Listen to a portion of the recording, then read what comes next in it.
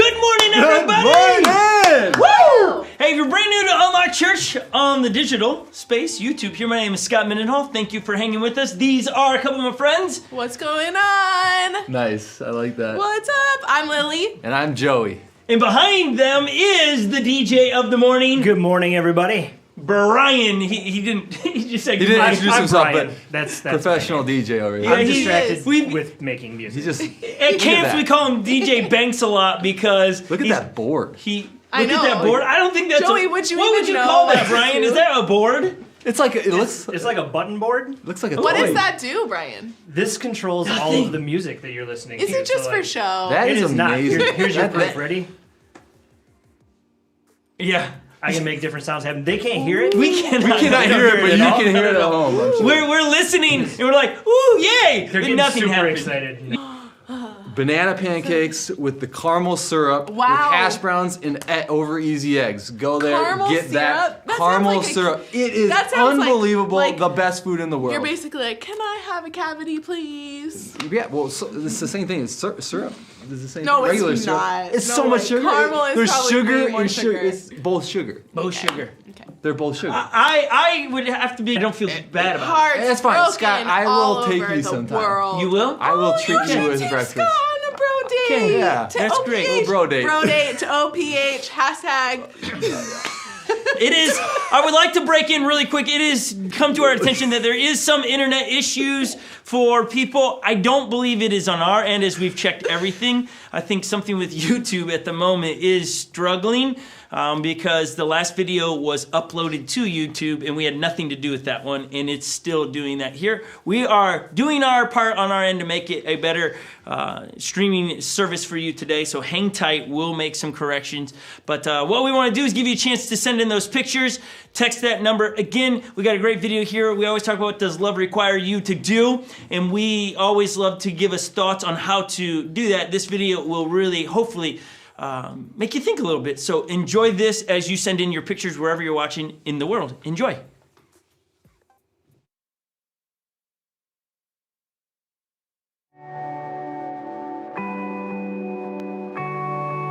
What if we could love the way Jesus did? Passionately, faithfully, powerfully. What if the way we love could make a difference in the world around us? What if that love looked at everyone the way God does? A love which doesn't see the past, but is consumed by a desire to see people come to know Jesus. A love which is patient and kind, not envious or prideful. A love which puts others before ourselves, chooses peace over anger. A love which protects, trusts, hopes, perseveres. Do we love like this? Do we love like Jesus? Maybe it's time to ask a simple question. How can we love better?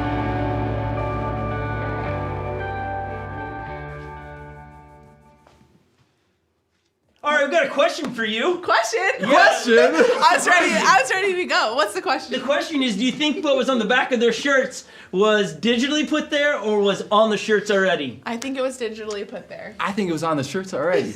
Okay, interesting. These are the questions we asked earlier today, and I thought we'd put that out there for everyone there. Also, we said it a second ago on YouTube side of things. We checked things again during that video. Things here are correct. I think this is a bigger thing than just us, as it is. Seems like it's happening everywhere on different even videos. So we're working on it. Hang tight. Jump out, jump back in. Sorry about that. We live and die by technology sometimes. So hopefully you got your picture sent in, and we are stoked to see where everybody's watching Yes, let's in see 'em. the world. But before we do that, Okay. here's the big question of the day as we're loading those up. Yeah. What is that? And it has nothing to do with anything other than it's just a question that needs to be answered. Okay. Okay. Gosh, what's he gonna say? Yeah, what am I going to say? Is a kiss if there's no sound? Oh my gosh. No, you have to have What? sound. I have realized that, I'm not When I talking ki- about like making out kind of kiss. I'm talking about like just a on the cheek, like Yeah, kiss you grandma. have to have a sound. Could you imagine you just came up and was like, No, Is that- that's not a kiss. right? That's weird. Because I'm every time I kiss my baby, It's gotta have a sound. I'm making sounds. right. I'm not going. Wait, So- I'm gonna screenshot So that for the thumbnail next week. So the defining quality, We have to talk about love though, or something, because that'd be weird. defining quality of a kiss is the sound. Yeah, Do we all agree? I No? agree. I don't know. What? Sure. What do you mean? Lily, never mind. I know I was gonna say. What are you gonna say, Joey? What do you mean you don't know, Lil? Really kissing anyone? Right? No, but that's what I'm not talking about. I told you it's just. I kissed Your hand. Icon's cat the other day. Thank you very much, Joey. Yeah, in video, and there was and sound. I'm pretty sure I made a sound. Yeah. Yeah, exactly. To a cat. Yes, to a cat. So it's Okay. not the But sound the of. cat didn't make a sound. I will say that. No, that's it's a cat. Cats are okay. Really quick, as we are really just trying to make sure we're getting you caught back up on the internet and everything. I want to say good morning to Dan, all the way down in Florida. Good to have you, Sarah Briggs, the winner of last One week's Wheel. One Wheel Pint. You should get that this week. We got Chasing Gilbert. He says hello, everyone. Hi, Holly Jason. Mendenhall. She says YouTube seems to be struggling today. Yeah. Must be Carl. He's in the chat today. Nice, Carl. Carl, good to see your name Every popping in time there. he's in the chat, he always tends to have something to say. So what's he saying? He is saying, he goes, who's on the tech table? Maybe I can call one of them and help them walk through some troubleshooting. We can do that, Carl. We'll give you a call. What troubleshooting do we need? Do we need help with the internet? Is it help us, Carl? See, when Carl's not here, it falls apart. Carl, you can't take a Sunday off.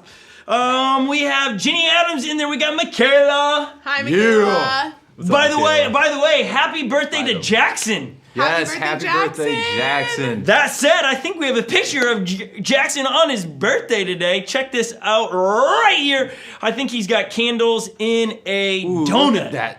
Come on. That donut. That's how you start a birthday. It looks right like there. a Yeah, it good is. donut. That actually's got to be a bigger donut than normal with the amount of candles that are sitting in it and how much Yeah. is taken up in the plate, right? How many candles? How old? Yeah, One, doing the two, math. three, All right, four, so five, happy six. birthday Nice. to Jackson. Pretty stoked about that. Sarah Wheeler's in the house. Good Hi, to see you in the Sarah. chat room. Same with her husband's in the room. Hey, Okay. Josh. Okay, let's get to another picture here.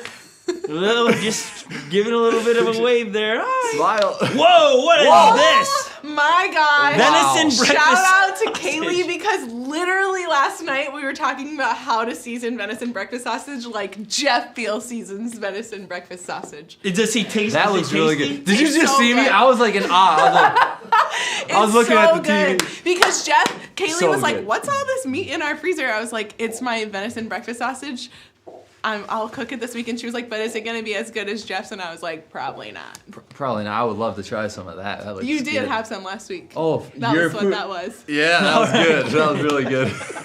Okay, so hey, I would love for everyone to give Jackson a big happy birthday shout out in the chat if you would. That'd be amazing. He would love to hear that. Also, we would love to hear more about your experience on venison, but we're gonna move on to some pictures here. Okay. Well, Great. let's see some more pictures DM of me who's if you wanna watching. hear about it later. Here we go. Oh, that's Nice. so fun. See you next See you next Sunday at Sunday. AMC Theater. That's Oh. correct. You will. That's awesome. We got people flexing. Why do you think? Oh, Now that looks amazing. That does Scott, look you really didn't good. ask me about my breakfast preferences, but I love a good breakfast sandwich. Yeah, that right there. I could eat Bagel. that. It made my stomach The water. bacon and My guac, stomach man. water. Come on, some Water. McDonald's Bacon, breakfast. Okay, moving on. That's way better than a McDonald's breakfast Ooh, right look at there. that. A one meal ride in the morning with caribou. Love that. Come on. Love that. So good. Can't They have go bagels. wrong there. Bagels. There's Oh, the how crew. Fun. A bunch of future Love world that changers crew. right Yeah, there. that's right. Be a Be a faith spreader, faith love spreader, giver. love giver, hope dealer. One wheeler. Nice. I wonder who did that. That's Sarah. That's Sarah. See, Nice. she put that up there. Oh, Wow, look my at that. God. That's Legend with the mustache, I believe. Are you trying to manifest your I future? actually did not know With a who that curly was. Q? I think is that That you, is- Legend? Yes, not you? that is Yeah, legend, that's but you. You No, didn't send it? No, he's laughing. that's a sibling just trying That's to yeah. blackmail a Yeah, little but bit. here's the deal. Legend's running the computer that actually is in So charge he of the put it on. He could have taken Could've it not out. put it So on. he Nice legend. He was like, it's There's probably a conspiracy theory going on here. Like, Epic, send this in and I'll put it up. It'll be hilarious. Oh, hi. Hey, Damn. oh man, you guys! It's so guys- good to see your face. Yeah, you guys Looking look awesome. good. And I love the door behind you. Yeah, I was gonna say that too. Another picture from the Oh, World love it. Changers. So Also good. known as troublemakers. Jason. Jason. Yeah. Nice photo. Is his hair red? Yeah, it looks like it it is. is. Looks Red in your Oh, hair. red. Nice, Dang. Jason. Two more pictures we got. More mustaches. Mustache. Okay, I think we might know who's your Sunday. mustache legend. Okay, we like All right, this. and Who's gonna finish it out? Oh, the whole crew Kaylee right with there. all the children. Love Yeah. it. She's like, oh wait, That picture me couch taking- looks really nice. Look at Greatness's Cozy. face. It is sure, So yes, fun. it So is. fun. Okay, thank you everyone for sending in Love pictures it. where you're watching and stuff. I am so sorry we're struggling with the internet today. It is what happens sometimes, but we are promising to still put 100%, 110% in what we do today. We're stoked to be here. We got a great topic today. We're talking about renting versus owning, and we're not talking about homes or apartments, though there is a big difference. Joey, when I say renter of a place, let's for a second, what's the difference between renting a apartment or renting or owning a house? Well, you're renting, so you're not investing in it. If you buy, you own it, you can sell it, you get the money. Renting, you're just paying money. It's just you're throwing it away, kind of. Just throwing it away. Okay. How about you, Lil? How about me? What?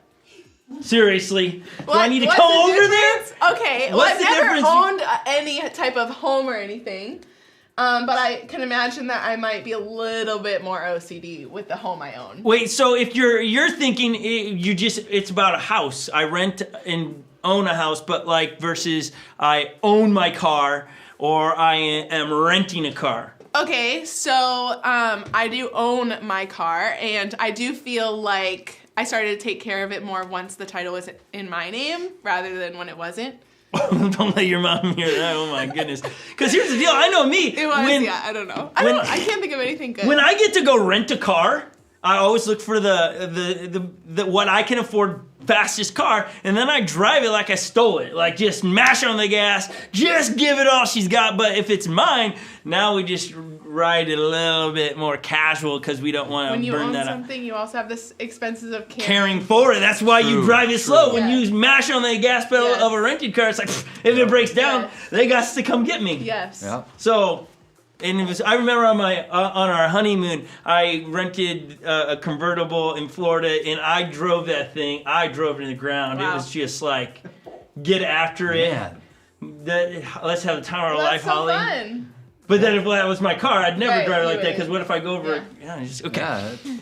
Maybe they've never done that before. Clearly, like, what? You would do such We're a just thing? careful people. We Yes. Yeah, very- yes, very don't- you We are. live life like so far from the edge. Yeah, they watched your other videos. They know you're not telling the truth. Okay, that said, we got a great video about restoration. Restoration is taking something old and making it new, making it perhaps upgraded or better. We hope you enjoy this, and then we'll be back to talk about renting versus owning your life. That's what we're talking about today. I'm stoked on this. So check out this video. We'll be right back.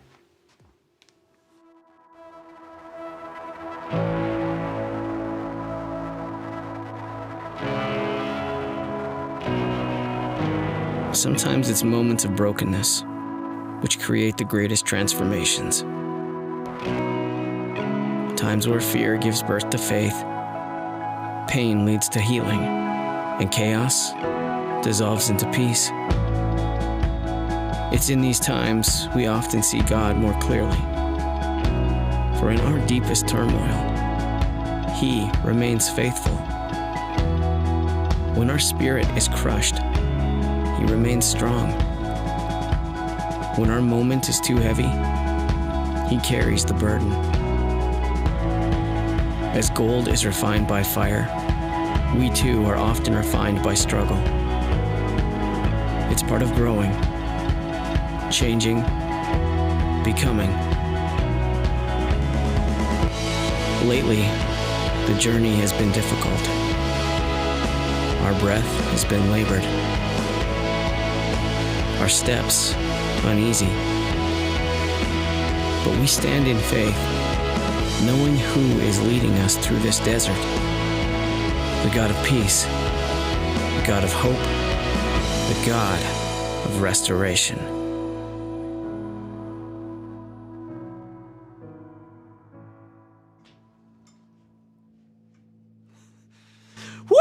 This is quite a day. Off camera, things are happening in here. We just try not to be distracted. We're trying to make sure we didn't break YouTube for you. But if you're brand new around here on this channel, and give us a subscribe. We love to inspire you to take steps in your relationship with Jesus. That's our hopes. And to make a community either local where you are living in house parties or in Minnesota where we'll be live next week. But still doing this on YouTube. We're really stoked to be able to be in 2 places at once next week. It'll be pretty rad to know that we are officially, as of next week, a church with 2 locations. We're really, really stoked on that. And we are really excited to see what God will do here in Maple Grove as people can drive by, see the church trailer, and come in. And we're really excited to see what God will continue to do on YouTube as people can invite or share a link to go, you should really hear this. Did you know this on YouTube that if you take the time bar and scrub it over, move it to where you want to start, and you copy paste the link. When you share it, it will start that video right there. So like if you want them to hear something in the teaching, you're like, oh, that's really good. My mom needs to hear that. And you fast forward to there, copy paste the link. You will get them to start right there. Okay, we told you a little bit earlier, we were talking about renting versus owning. We had them kind of share, them meaning Lily and Joey, share the difference between a renter and owner. I'm gonna give you some really practical handles to this that you all understand, but I got 2 great stories that from Holly's and my experience as we have been renters of homes and we have been owners of homes.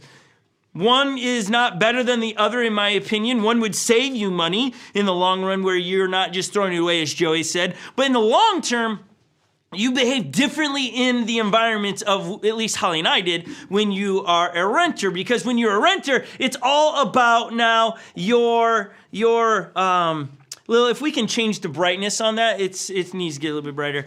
Sorry, I just saw that it was a little dark. Sorry about that. But when we enter into a contract on our renting, it's based on the contract. I'm not going to do more or less than what my contract says because I'm not getting anything. I don't make money from it. It's just, hey, this is the contract. I'm going to live by the contract. I'm not going to do anything more. So when we lived in Ohio, this was our first house we actually owned. We bought it for $29,000.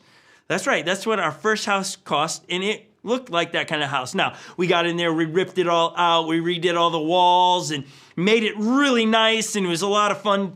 I lied. It wasn't a lot of fun to do that, but we finished it off, and we were youth pastors in Ohio, and I was running a camp, and Holly had to work the next morning at another place, so she went home to go to sleep, and she calls me in the middle of the night going, Scott, I can't find the cat, but I can hear the cat. Like, she likes cats, and she had this cat named Morley, and Morley had gone somewhere in the house, and she could not find Morley. She could just hear him. I was like, okay, where do you think he is? And she's like, I think he's in the wall. I'm like, he can't get into the wall. I built the walls. There's no way for this cat to get in the wall. And I'm not there. I'm not in the location. And so she's calling me back going, no.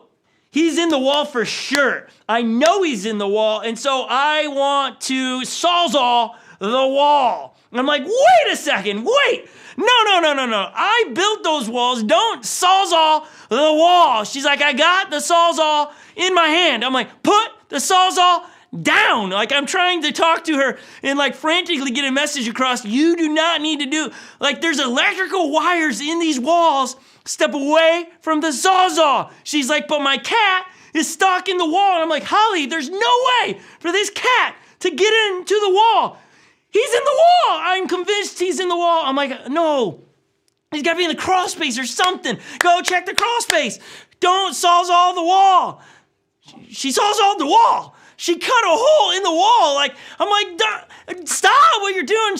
I'm like, what? How big is the hole? Well, I got my head in it. And I'm looking up and I'm looking down. I'm like, do you see the cat? No, I think it's over, Joyce. I'm like, don't cut another hole. She cuts another hole. I'm like, just stop. Like, what if you Sawzall the cat? She just Sawzall. She's going crazy. I'm like, put the Sawzall down and go check the crawl space.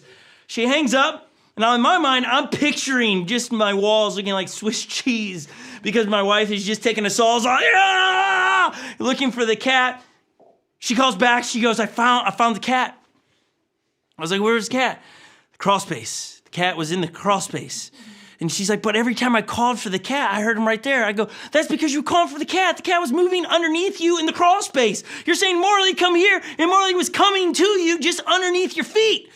She has never been allowed to use a Sawzall ever since. Why? Because when I got done with a week of camp, I had to come home and mud the wall. I had to sand down the wall. I had to fix the holes. There was never a cat in there.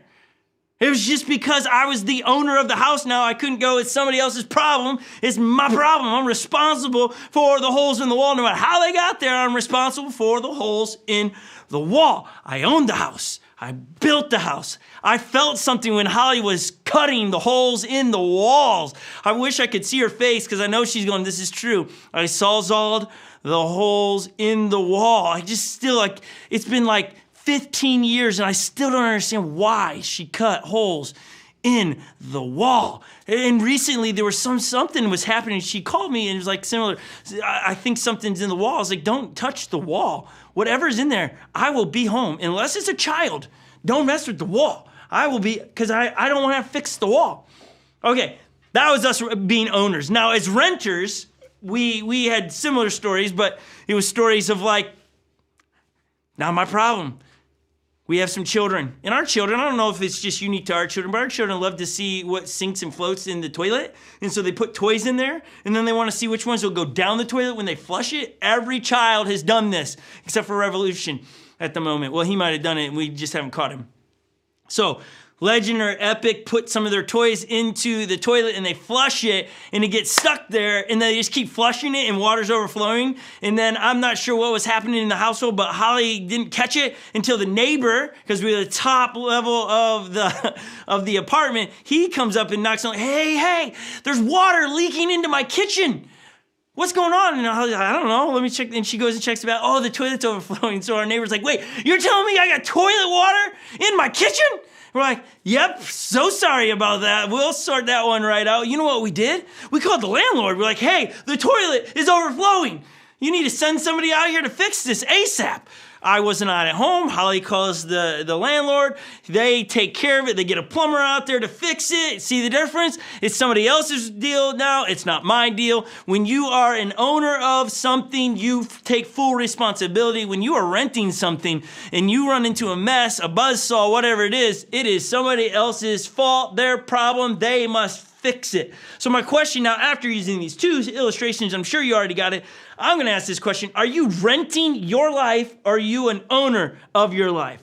Do you look at where you are in life currently and blame it on all other people or circumstances or situations, or I didn't get a fair go at it? If life's not fair, if those are things that you're doing currently, let me just tell you, you are a renter. An owner of your life would look at those situations and go, yep, that didn't work out and that's my fault. Because again, we as owners know I'm the common denominator in every decision I make. Good and bad, I'm the common denominator. I travel with all of those things, but we trick ourselves. We are convincing ourselves constantly that it is not our fault. It is because of somebody else. If they didn't say that, if they wouldn't have treated me like that, if I would have gotten the promotion, if my car wouldn't have broke down, I wouldn't have a bad day. If I just would have woke up on the right side of the bed, my attitude would be better. Whenever we say those things, I'm renting. I'm not owning my situation in my life. And if we can move from renting our lives to owning our life, I promise you this, it comes with rewards when you become an owner. Because at the end of renting anything, you have nothing to show for it except for history.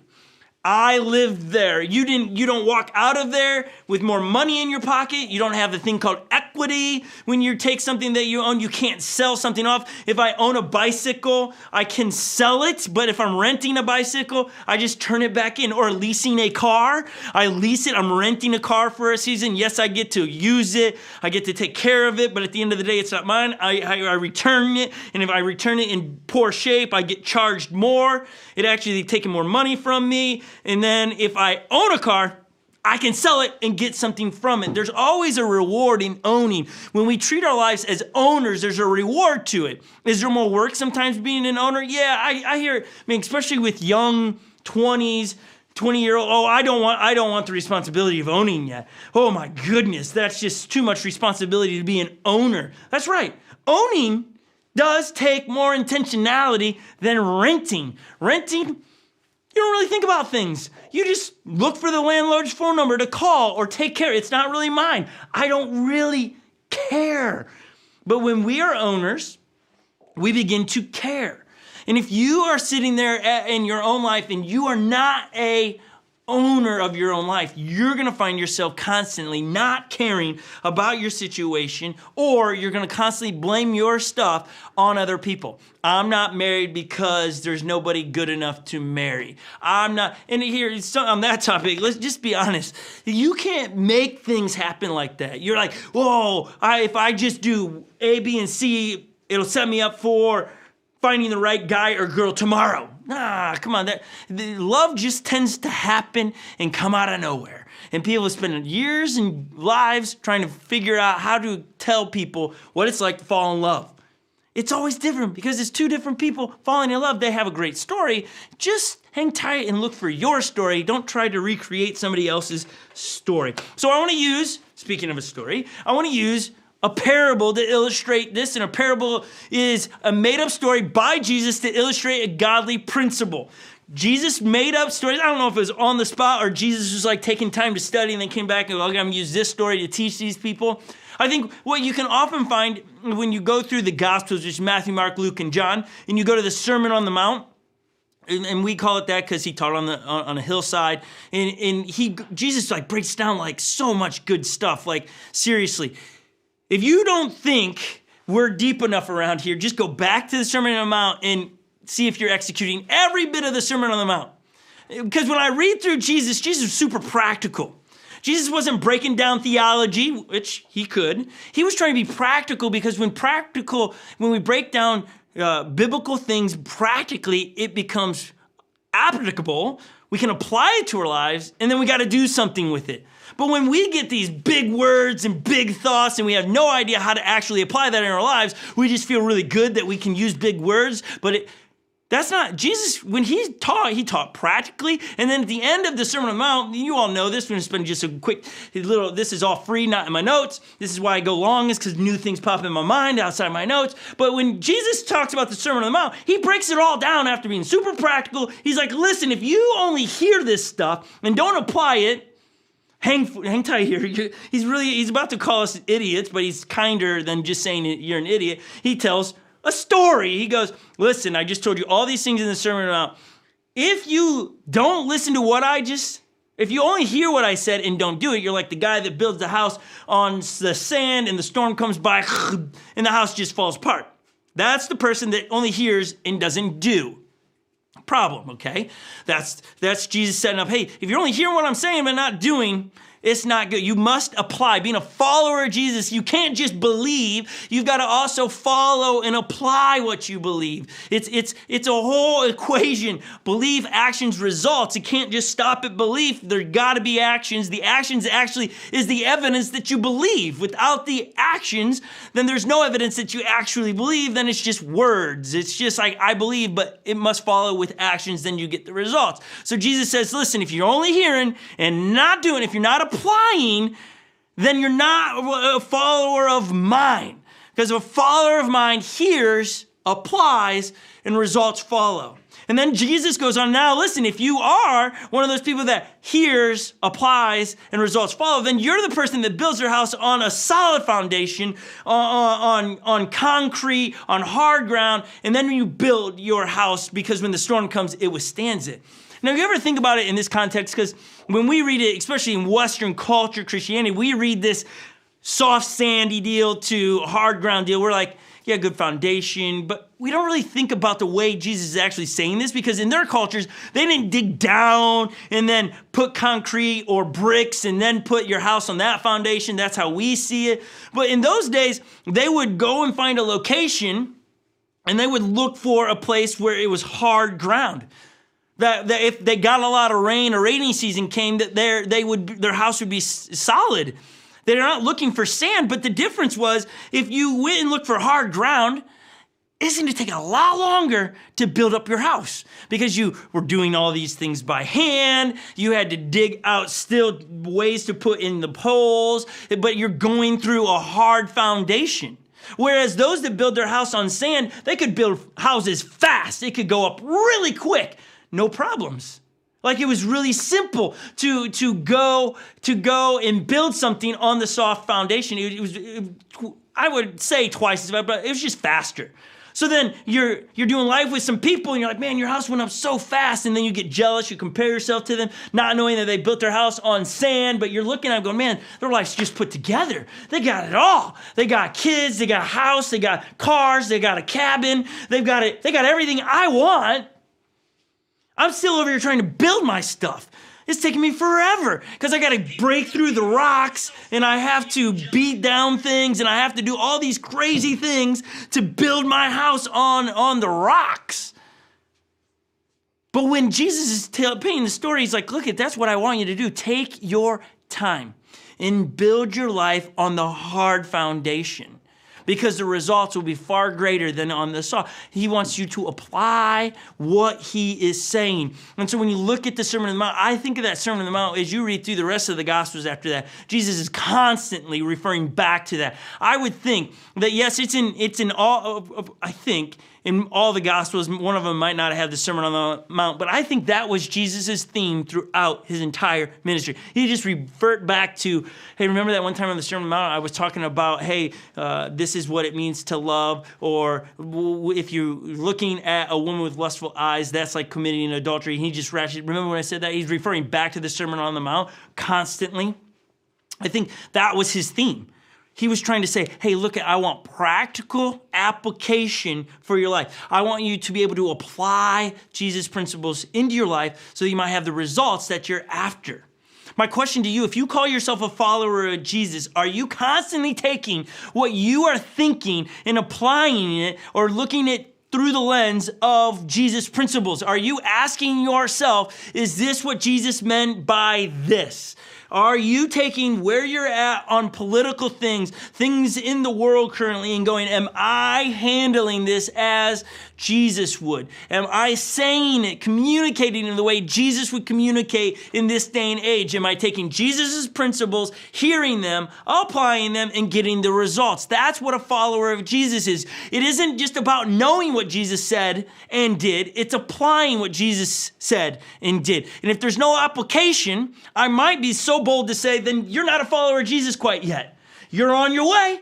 You need to have application in your life to be a follower of Jesus. Following Jesus, I'm following you. I'm going in your direction. I am trying to be more like you. I know that's pretty tough for me, or bold for me to say, ooh, you just said I'm not a follower of Jesus. I'm not calling you out as bad. I'm trying you to examine your own life. Are you, I said it a couple weeks ago, taking all the stuff in your head and moving it to your heart? Because there's a big difference in what I know and what I believe. What I know, a lot of crazy things I know, right? There's just things that I don't apply them, I just know. But the things I believe, I apply. That, hey, if I want to get faster, I need to run like this. So I believe that if I run like this constantly, I will get faster, and I do it and I get the results I want. What in your life are you still not applying because you don't want to change in that area? That you don't want to give that up? That you've been struggling with for years, you're like, but I really don't see a problem with it. But have you actually looked at what Jesus has to say? Maybe you know what Jesus has to say on that.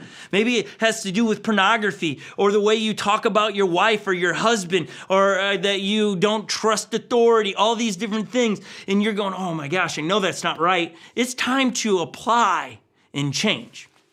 And that's all free. That's not my notes. So let's get back to the notes. We're going to a parable, a made-up story for Jesus to illustrate his points, his stuff here. And this is one of my favorite parables. I've used it in my entire life, all of my life. This hasn't been something that I just know of. I apply it to every small thing in my life, every little area in my life that I have done since 20-some years old. This parable has influenced my decisions, the way I treat people, and the way I take care of things. And so you can find this in Matthew chapter 25. And every time you read a parable, every time you need to ask 2 questions. Where am I at in this parable? Because when Jesus is telling the parable, he's painting a picture of where you and I are in it, and where's the kingdom of heaven.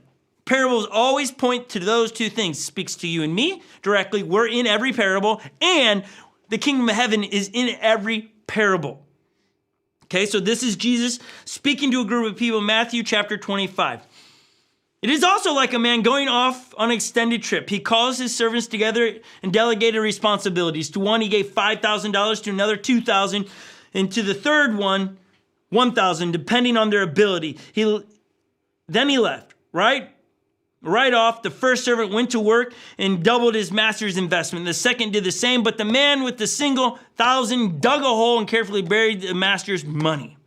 Get it? If you've grown up in the church, you've heard this parable. We've used it a lot here, so I'm not going to spend a bunch of time, but you get it, right? There's 3 people, 3 different abilities. See, we read this and we forget that Jesus said, hey, according to their abilities, I didn't give fair to everyone. I didn't give everyone $5,000 because that would be fair. Jesus said, I looked and I saw their ability could handle this, this, and this. And he handed it out. This is like somebody sitting there in that day when Jesus is saying they're getting rubbed wrong. They're like, but this isn't fair. How about in our? We're always about, we want it to be fair for, it's not. It can't be everyone gets a trophy. There's first place, second place, third place, and hey, good luck next time. I know it's hard. I have 8 kids. I raise 8 children. Trust me. I understand, like, oh man, it breaks my heart when you got somebody coming in slow and they got a good reason why. It's like, I got you. You just got to do a little bit of work. Today wasn't your day. I'm not trying to be uncompassionate, but I'm looking, hey, based on our ability, take a whole nother circumstances of our kids and don't do athletics, but you do math problems. Is it going to be a different first place person? Or let's do a bake-off. Is it going to be a different person in our house? Everything in our household is a competition. I mean everything. And so all the time, different ones are winning at different points. And it's not, okay, everybody wins now. Nope, you did great. And really, why we honor the first, second, and third is not competition. It's really based out of this story here. So back to it.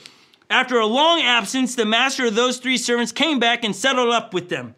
The one given $5,000 showed him how much he had doubled his investment. His master commanded him, good work.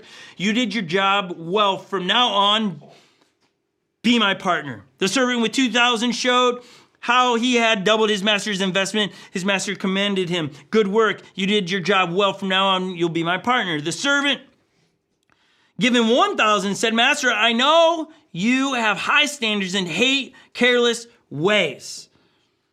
That you demand the best and make no allowance for errors. I was afraid I might disappoint you, so I found a good hiding place and secured your money. Here it is, safe and sound, down to the last cent. The master was furious. What a terrible way to live. It's criminal to live cautiously like that. If you knew I was after the best, why did you do less than the least? The least you could have done would have been invest the sum into the bankers, where at least I would have gotten a little investment. Okay, we'll pause there really quick. You got it, right? You see, double. Did you catch this though? This isn't the story where we just read it like this guy, he just wastes everything. But what did he do? He came and said, it's your fault I am where I'm at. The other 2 were given something and they became owners of it. I'm going to take care of it. I'm going to treat it like it's mine. It's not really mine, but I'm going to treat it like it's mine. And I'm going to do my best I can with what was given to me. And that's what I'm going to do because it's a principle I live by, where the third comes and says, I'm afraid of you. It's actually your fault. If you weren't such a demanding leader, if you weren't such a control freak, I would have invested it differently, but I didn't want to disappoint you and I'm afraid I would lose all this money. And so I just buried it for a second. I hid it from everyone. Here's your money. All I have to show for it is what you actually started with. I didn't do anything with it. That's the renter. That's the renter. So where are you in the story? And don't go, well, I'm the one that gets all the money. We always want to see ourselves, I'm the 5,000 person. God can give me a lot. Or I'm at least the middle person, somewhere in the middle. No, none of us are rarely picking, I'm the third guy. But somebody watching this today is the third guy. Someone in the studio, come on, odds are somebody today is the third going, I've not done anything with what God's given me. That could be the things that you have in your hands. from your car to your house to your job? Are you being faithful with it? What we read, I think, is from the New Living Translation. I do like the way the NIV, the way it is said in the NIV, which NIV, New Living Translation, the Message, these are translations of the Bible that people have translated as words have changed and the way we speak changes. They just make a different translation to make it easier to understand. Some would say one is better than the others. Just read them all. Just read them. Every year, pick a new version and read it and see the difference and apply, okay? I don't have a whole bunch of time to get into it, but here's what the NIV says in Matthew chapter 25, verse 21. This is how the master replied, "Well done, good and faithful servant. You have been faithful with a few things. I will put you in charge of many things. Come and share your master's happiness." I love that. And that's a principle I have applied my entire life. Be faithful with a few things, and God will bring the increase. I will not bring the increase. It's a result of my faithfulness with what God's given me. If he's given me $1,000, I'm going to be faithful with that. I'm going to apply. I'm going to do something with, I'm going to put it to use. If God's given me a home, I'm going to use it to serve other people with. If God gives me a car, I'm going to use that to spread the gospel and get myself around all over the place to spread the good news. If God gives me a one wheel, I'm going to ride it and point people to Jesus. God gives me 2 one wheels. Now I'm going to ride with somebody else and do a community with. God gives me 3 one wheels. I'm going to now take more people. If God gives one for me and all of my kids, my entire family will go on one wheel rides and we will come together using one wheels. It's just been, God, I will be faithful with what you give me and God will bring increase. And I've watched it in my, and this isn't prosperity. This isn't, oh, you give $1, you get $2. No, it's just a biblical principle. If you're faithful with God's giving, if you become an owner of your life, there will be increase. And if you have areas in your life that, seriously, maybe you need to take out a piece of paper and go, these are areas in my life where it is growing. It's healthy. Like progress is happening, but these areas in my life, there's no progress. There's no growth here. And ask yourself why. Is it because you're renting the area of your life? Is it because you maybe shouldn't be doing that and you're wasting your time doing it? But look, where is this principle applied in your entire life? It could be in raising kids. Is there increase? Are your kids becoming wiser, kinder, more selfless? Are they maturing in not maturing past their friends? This isn't about comparing our kids. Are they on the road of becoming wiser, more godly? Whatever your goals are, our parents, are they growing? Great. Then you know that you're being faithful in that area and God's bringing the increase. Your resources, are your resources growing? Now, does that mean always that the value, like, okay, I got $1, now $2, $3. No, I don't think it always works. Like it grows in a bank account, which is great when it does. But are my dollars going further? Does it seem like I can get more for what I already have? Well, God's really showing up in my finances. And maybe it is God's giving you things and you're going, whoa, look, God's really showing. Be faithful with a few things. God will bring increase. All I knew is when we started Unlock Church and knew no one, when we got one family, we're going to be faithful with that family. And we would always say we're going to treat the one family like 10. When we get 10 people, we're going to treat them like 100. When we get 100, we'll treat them like 1,000. It's being faithful with the few things and let God bring the increase in our lives. And I want to make sure, I said it a second ago, but maybe you weren't listening. This isn't about prosperity. This isn't about what can God give me? Woo-hoo-hoo. No, this is just a biblical principle. This is something you can apply in your life and get results. This isn't a way to manipulate God, because God, we still submit our lives. Your will be done here on earth as it is in heaven. That's what Jesus said even to God. Hey, look, I don't want to do this right now. I don't want to die on a cross. If there's another way, let's come up with that plan. But hey, your will done, not my will. And so I'm not telling you that this is a foolproof way of increasing all. Well, I've been faithful with this. No. I'm not promising wealth. I'm not promising popularity. I'm not promising you more followers on your social media platforms and all those. I'm not promising those things, but be faithful with it. And I do promise that God will increase it in whatever capacity that means. It could be with influence. It could be with relationships. I wrote it like this: renters complain of things they don't get or have and never get what they dream of. They wait for others to change instead of changing their position from renting their life, relationships, money, jobs, and relationship with God. Is that been you? Have you been complaining that it's the government's fault? Have you been complaining that it's your parents' fault? Are you if you're sitting there complaining that your situation is because of somebody else, you're renting your stuff, stop renting it. I was reading a book, I forgot to write down the title of it. Normally I do, but this was a book I recently read about a Navy pilot that they were just going back and asking him about his history as an officer in the Navy, because he started out at the lowest ranking that you could in the Navy, but he ends up being one of the top officials. Like, how'd you do this? And so I'm going to read a little bit out of the book. This is from the book. Earlier in my career as a U.S. Navy pilot, I received an unexpected privilege, the chance to fly a 100 million state-of-the-art airplane and lead a 12-person crew. As a brand new lieutenant, I was surprised but delighted by the opportunity. What had I done to deserve it? Like, right? Don't you hear stories like that all the time? Yeah, you're at the top. Or you look at somebody going, oh boy, their life's just been easy. They never had to work a day in their life. Mama gave them all their money. Or they were born into money. And we just look and we make those excuses. Like, this sounds a lot like a renter, not an owner of our situations. We're looking at other people's stuff and then we're trying to justify why we didn't do something. Oh, if I had all that money, I would be happy too. If I had a boyfriend, I'd be happy too. If I had a girlfriend, I'd be happy too. If I was single again, I'd be happy too, right? We're always comparing and we're always looking at everybody else's situation, and that's when we start renting. He goes on, it's because you're an owner, not a renter. My hard-charging commanding officer to every organization, even in the U.S. Navy, has both types, he explained. Owners accept full responsibility even when it's not formally assigned, believing deeply in their mission, collaborate with others, and take initiative, and hold co-workers accountable to the same high standards. That's a great definition of an owner. Do I need to read it? I should read it one more time because you just probably missed it. Owners accept full responsibility even when it's not formally assigned. Believe deeply in their mission, collaborate with others, and take initiative, and hold co-workers accountable to the same high standards. That's an owner. Okay. Renters, meanwhile, approach their work with it's just a job mentally. Tend to make statements like, that's not my problem. They point a finger at others when things go wrong.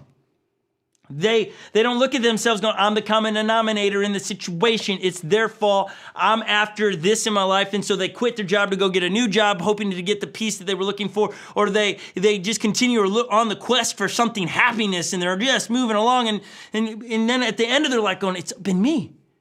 If we would just take a moment and go, okay, it's me. This isn't beating yourself up. It's going to recognize it. I got some work to do. Joey said it earlier. We are just messy people helping messy people.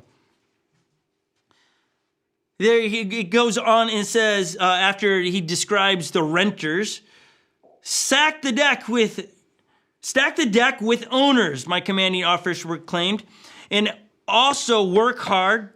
Be cautious at remaining an owner.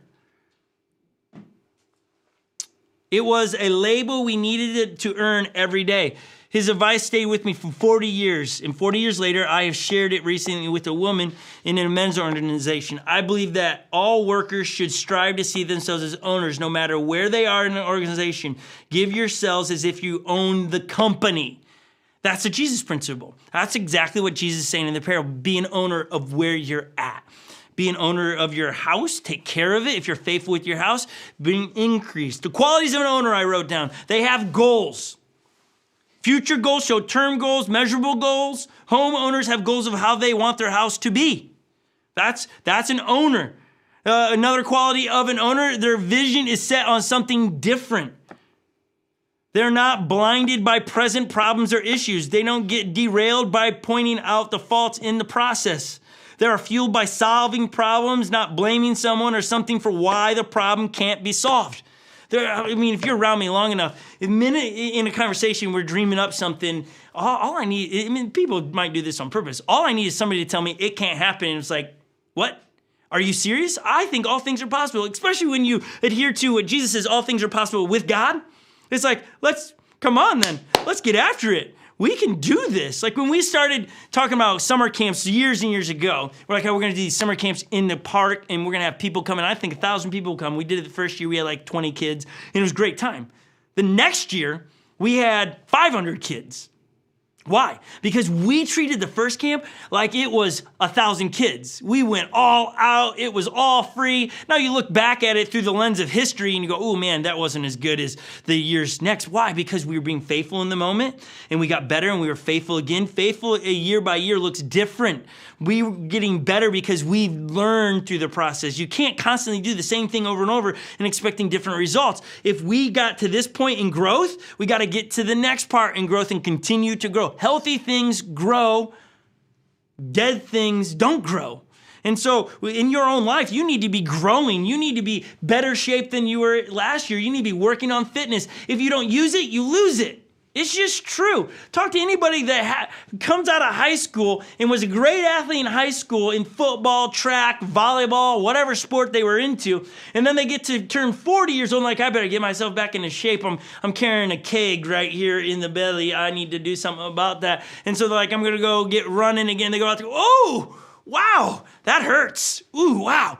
I didn't know that was going to feel like that. What? They lost it because they didn't use it. Being faithful with what God's given you. If you can walk, then walk every day. Be faithful with what God's given you so that you might see results. Because your feet have got to carry you to your dreams. Like people often ask, why do I try to be as fit as I can? Man, I want to be around for my kids. I want to be around for the church. I want to be able to do everything God puts in my heart. Because just because I can dream it up in my mind, if my body can't go do it, what good is it? Then all of a sudden I have these dreams and I have these aspirations and the vision of the future, and I have to sit on the sideline and watch somebody else do it. I want to be able to be in the fight. I want to be able to go where God calls me to go. I want to do what God calls me to do, and I'm going to be faithful where He does that. And so when camp started with 20 kids and then we get 500 and then we do 1,000 kids the next year, it's not patting ourselves on the back, whoa, look at what we did. We're so good at what we do. Nope. We took what we are reading today. We are faithful with the few things, and we saw God increase it. God grew it. Because we didn't do anything differently the next years where we marketed more and we did something different for marketing. It was simply God brought more families into the park and God did something crazy. Last year we went in camp online. We're like, oh boy, I wonder how this is going to be. But we're going to be faithful with it. It's not what we wanted to do. It doesn't look like we've done in the past, but we're going to knock this out of the park. And we had 1,000 kids come throughout the whole world showed up. We were like, whoa. And we're like, how did this happen? Like, this is silly. Like, why? Because we were faithful and God showed up. God brought the increase.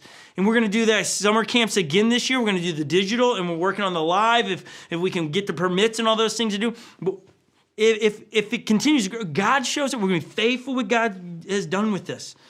Some other qualities of an owner, they see it as a calling, whatever it is. I own this car. It's mine for the moment. I'm going to take care of my car. I'm going to make sure it's cleaned out, that the carpet is swept, that for the most part it looks taken care of, because this is how I show that I'm being faithful with it, that if it's not running properly, I'm going to take it in and get it diagnosed so I can take care of it. I'm going to be faithful with God. Because, man, I tell you what, as a pastor, when you hear people coming in, they're frustrated about something, man, my car is just robbing my joy right now. It keeps breaking down. It's not reliable. And I want to and I don't, but I want to go, have you been reliable to your car? Have you taken care of have you gotten the oil changes when it needs to happen? Have you checked the tire pressure? Have you looked at the antifreeze yet? Have you done these things to make sure that you're reliable to your car? Are you a good owner of your car? Sometimes I'll ask that in not so direct, but man, be faithful with your car. I'm not telling you it won't break down. My gosh, I got cars, they break down all the time. I think I got gremlins that live in my car and eat things through the night. It's like, you just started yesterday. There's nothing wrong with you. What is the problem with you, you know? So I'm not trying to say that your car will never break down if you're faithful. But what I've always tried to do with my cars is understand that at some point somebody else is going to be an owner of this car. I might give my car away, and I don't want to give them a piece of junk. I want to be able to go, hey, we took care of it while we had it. We drove it like we stole it. But here you go. It's in good shape. We're taking care. It's yours. I am understanding, I'm a manager of things, but I'm going to behave as if I'm an owner. So they see it as a calling. Raising kids, it's not about, oh, I got to do this. Gosh, I got kids now. No, I'm raising kids and I'm going to make them, I shouldn't say make them. I'm raising kids to make a godly impact in their world. I'm raising my kids to be future world changers. And I'm not just raising kids to right now to make them shut up so I don't have to be irritated with them. I am raising future world changers. I'm parenting not in the short term, but the long term. What kind of adult do I want my child to do? Is this behavior, if not dealt with, what's it look like when they're 18 years old? I talk to Holly all the time. We have this conversation all the time. We have, I think the youngest is almost 2, 13's the oldest. And so we've got them all over the place, and they all have their different isms, and they all have their different potential, and they all have their moments where they talk back. And so we've got Revolution, who's 2 or going to be 2 soon. He's on the kick of saying no anytime we ask him to do something. Will you take your boots off? No. And you can go, oh, that's so cute. Did you hear the tone he had with that? So cute. Or you can say, oh my gosh, if he does that when he's 18, I'm going to put him on a catapult and launch him across the lake. Right? You got to play it out. As an 18-year-old saying no, it ain't so cute anymore. It's like, that's frustrating. Just a 5-year-old saying no in a disrespectful tone, not so cute anymore. And so we parent going, oh, that's not okay behavior. I know he might not know exactly what he's saying. He says it with a smirk. It's like, but we got to parent now. So when he's 5, he's not being a jerk to us. Or when we watch our 9 and 10-year-old talk to each other and they're being very disrespectful and not loving, we can sit there and go, oh, it's just kids. They do that. Or we can step in and go, hold on. If you continue to do that, you will alienate people. You will have no friends when you grow up if you treat people like that. It's fine. Oh, but they're only like 9 years old. It's not a big deal. But the long term, it's a problem. You as parents have got to step into those situations and parent them as an 18. If I don't parent this moment right now, as an 18-year-old, it's going to be a train wreck for their life. And so parents, I know that might mean you're going to have a fight on your hands to step into those moments. I'm coming from, I live in that world. I can choose to, 8 kids. That means in a given day, we could ignore probably 8 big hot topics and have a peaceful day, or we got to step into the ring on some topics and understand it's going to be a little feisty at times, but I'm trying to raise young people that are going to make a godly impact in the world. And if they're going to be a jerk now, boy, they're really going to be a jerk when they're 18 and on their own. And I want to know that I was faithful with what God gave me. And I raised my children in a way that would be pleasing to Him. Okay, renters do not see it as working on our marriage. A renter going, I'm renting this marriage. It's like, if it works out, that's cool. If it doesn't, an owner says, this is my marriage. I'm going to read books. I'm going to go to conferences. When we hit rough moments, I'm going to ask somebody to help us in. A owner of your neighborhood, you're going to realize that's my neighbor. How am I being a good neighbor? Where you work, are you owning or renting it? Being a follower of Jesus, are you owning your relationship?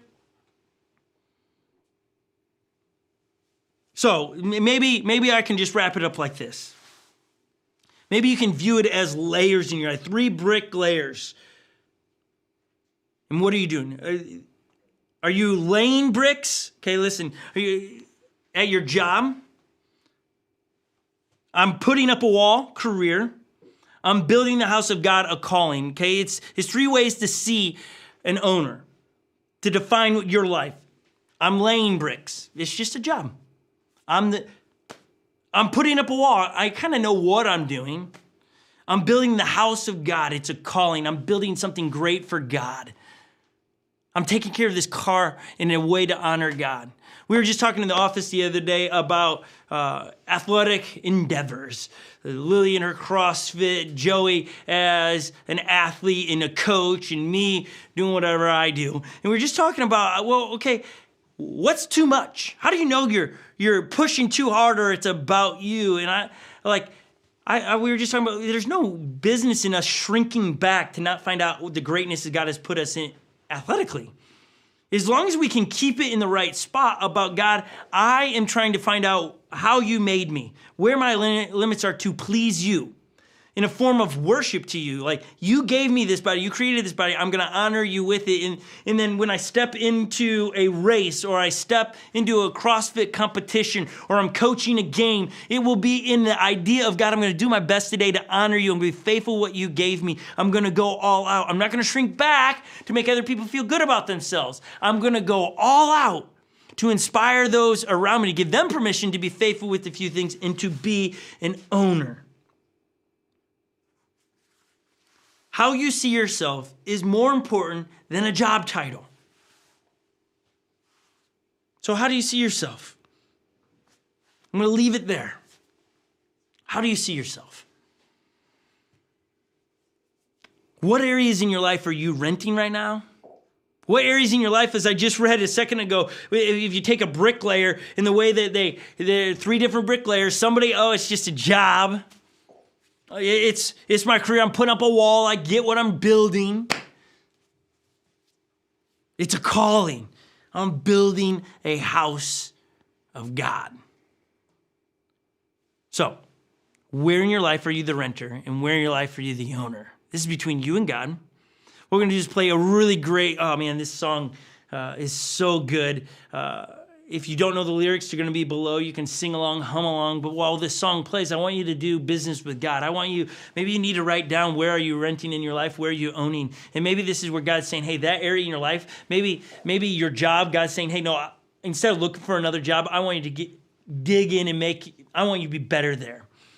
Maybe you're going to, but there's no promotion. God's not looking for the promotion there. God's saying, be faithful with what I've given you. Be faithful with what you got, and I'll bring the increase.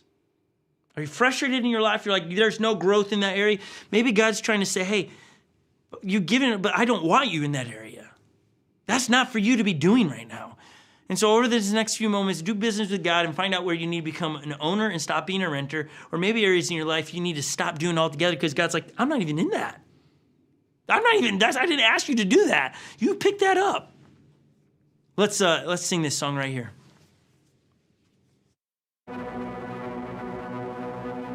When life has left us broken, when sorrow is our song, when hope feels like a memory, still I am holding on. When promises lie shattered, when struggle rages on, when time is not the healer that we relied upon,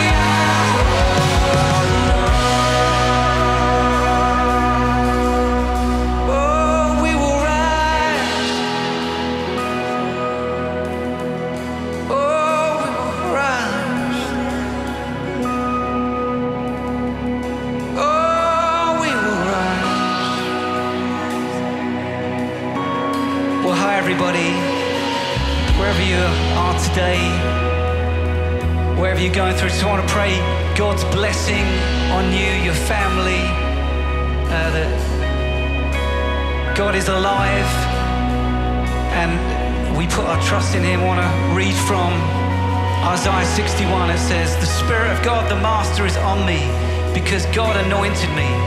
He sent me to preach good news to the poor, heal the heartbroken, announce freedom to all captives, pardon all prisoners." God sent me to announce the year of His grace, a celebration of God's destruction of all our enemies, and to comfort all who mourn.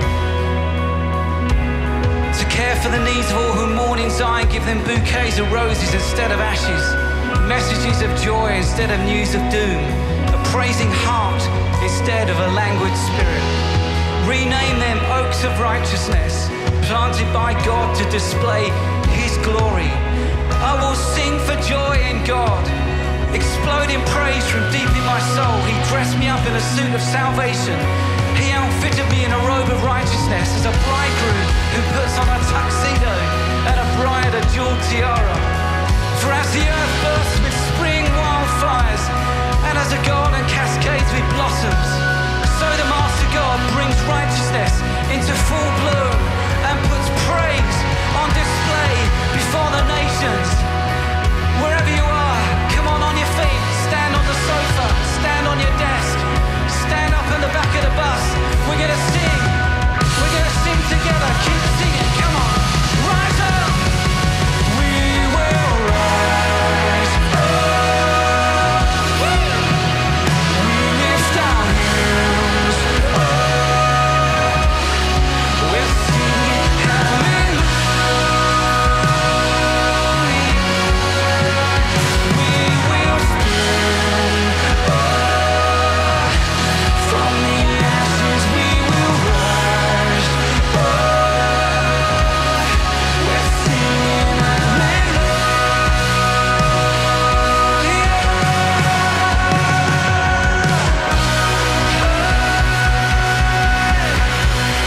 We will rise, come on, we will rise, stand up. Oh man, I don't know if you catch all the lyrics if you're reading or singing or humming along. I love that. Rise up from the ashes and sing hallelujah. Like, for real. If you're listening today and you're going, man, I've been a renter in raising my kids, or a renter here, and that's why I just don't see. Don't beat yourself up. Rise up and sing hallelujah, because God's got you. He had this conversation today with you to intersect and say, all right, time to rise up, time to wake up and get after it. I hope today it's motivated you. I hope you found yourself excited about being able to take it on, not tomorrow. We're talking about moving on from here. Don't get caught in hey, Monday I'll start getting better. Monday I'll read more. Monday I'll parent differently. Nope. God's talking to you today, the now. It starts now, not tomorrow. Human minds would say, oh, tomorrow, I'll start on Monday. Don't do that to yourself. Don't sabotage yourself. Do something in the next 30 minutes that would set you up in a trajectory of changing directions, to change something. Did you know this, that when God calls us to repent, because sometimes when we're renters, God calls us to repent from what we're doing. So that means God, I'm sorry for the way I did that. Please forgive me for not being an owner with my children, with my marriage, with just a list of things. Forgive me. And when we ask for that, it's a sudden change in directions. I was headed this way, okay? Now I'm going this way. Let's put it on this camera so you get it, okay? You see them. I'm headed towards we're going to use it because they're wearing all black today. They represent the problem, okay? This is the problem, okay? I'm headed this way. God, forgive me for the problem. Okay, now I'm going to head this way. I'm going to go away from. So as you sit there and ask God to help you, you've got to turn away from and head the other direction towards the new you, or stop doing what you're doing. But as we spoke of last week, grace needs to be there. Again, it's not going to be perfect. I know tomorrow or the next 30 minutes, you're like, I'm going to start parenting every time my kid says no, I'm going to address it. You're going to do great the first time it happens. But tomorrow, you're going to be busy, phone calls, working from home, whatever you're into, and you're going to be, it's just, give yourself grace. But as you repent, big Christian word there, sudden change in directions. I'm changing directions. time to change. Let me pray for you. God, I pray for every last person logged online right now hearing this, and just do work in our lives, myself included. Show me where I'm renting areas in my life that I need to be owning, and then show me areas in my life I have no business even doing right now. You didn't ask me to pick that up. That I picked it up because I thought everybody else is doing it, so I should do it. Give us clear direction. And then those areas that we honestly take inventory of our life and go, where are we seeing growth? Where are you bringing the increase? That you're doing something supernatural in areas in our lives, either relationships, in our house, in our car, wherever it is, God, that we would see where you're showing up and we'd be excited about it. That everything comes from you. Everything from our salary, from the food in our refrigerator, that you're giving those things to us, and we're grateful for that. Jesus, we absolutely love you in your name. Amen. Amen. Thank you guys for hanging with us. Well, let's wrap this up. We're going to give you guys a chance to give with your resources. We make it really easy here to do this. And again, this is between you and God, not us. You can text the word UNLOCK to 77977. Your resources, man, they help us to do what we do, spread the gospel on YouTube and locally in the Twin Cities. We have a great thing that we're doing in May. We don't have dates locked down. We are working with some organizations to help us do Meals on Wheels, because we want to do a big group ride on one wheels or electric devices and feed masses of people. And so we're trying to figure out what we can do, how we can do that, and make sure we're meeting needs in our community. This is our answer to how we're going to make Minnesota better, and we're going to feed them, we're going to clean them up, we're going to serve the mess out of them this summer, and so we're excited about that. And so your resources do help us do those things, and then also with Unlock Summer Camps that are coming up. Your resources help us to be able to make camps free for everyone, and so thank you for your generosity. There's the picture of Unlock Summer Camp, which is June 21st through the 25th of 2021. We're really amped on, but your generosity helps us do those things. Your generosity, God is using to do amazing things. So I want to thank you for everyone that gives through that app. You're helping us tell a story that hopefully goes on for generation after generation because of your faithfulness. And again, this is a wrestle between you and God. So I thank you for everyone that's ever given and believe in what we're doing here. We can't do it without you. And so what are we doing next week that everybody needs to be reminded for, Lily, for those that are online? We are going to be changing times. Typically, you jump in and see us at 10 a.m. Central Standard Time, whatever that time is for you where you live. We will be going 2 hours earlier, so if you want to catch us live in the chat and for a live studio online experience, it'll be 2 hours earlier. Again, if you sleep in or if you live in a completely different time zone, you can hang out with us anytime. We will be online every single weekend. And for those of you who are in the Twin Cities area, or if you're like even a little further than that, come and join us. We will be live in person. I would say, when you're saying in the Twin Cities area, Lily, I would say if that's you, what would we say, 30 minutes out? No, an hour out. I mean, you should probably 2 hours. If you 2 live hours. 2 hours away and you still want to come, join us next weekend at AMC in Maple Grove. We Can't will miss be it. live in person. Services starting at 10 a.m. We are so excited. And also, shout out to all the kids that I am going to get to see next weekend. It's going to be great. an epic reunion. All right, Joey, what do we have Yes. for everybody that this week's happening? This week we have student service, which is on Wednesdays at 7 o'clock. We just have a blast on YouTube and on a GoToMeeting. And then we have kids right there, the challenge, Wednesdays at 7 p.m. So we have a blast. So if you know any middle school or high school students, invite Yes. them. Invite them. We have and then so we have much kids fun. service on Fridays at 4 p.m. Yep. On a GoToMeeting. With Lily. So we and hang then a out, GoToMeeting. hang out on a Zoom They have a call. blast doing that. So Yes. make sure if you have any kids, get them there. And then if I can also say to parents at home, if you're still watching, you know how you like have your kids probably binge things off of the Disney app and Netflix, and they've seen it like 100 times, but it's the go-to? Maybe this week, just try this for laughs and giggles. Binge watch what Lily has done over every Sunday. Like, we've put it there digitally so that you can go back to it all the time and let your kids sit down and be entertained and hear the gospel every time. So just this week, when your kids go, you want the iPad to watch your children for a second, then let them watch the kids service all over again. That's the beauty of YouTube. And we're stoked as a church to say, you know what, there's 160 some hours a week. What did we say the other day, 162? 100 and I don't remember. Okay, I think 164? 164. I don't remember. Something like that. Nonetheless, something like that. We are trying to be faithful where all those hours you can come back and hear the gospel right here on YouTube. So we're stoked on that. So binge watch their stuff. Same with middle school, high schoolers. Binge watch Joey's and the student stuff. That's all standing for you to go back and rewatch. If you missed where they pulled nose hairs a couple weeks ago, you're missing out. Like craziness is happening on Wednesday night. So don't miss these things. Go back and binge watch it. Okay, guys, we love you. Have a great day. We'll see everybody here on YouTube at 8 a.m. Central Time next week with the race. And then we will gonna very quickly run from here to go AMC Theater. We're pretty stoked on it. Thanks, everybody. Have a great Sunday. Bye now. This one is over.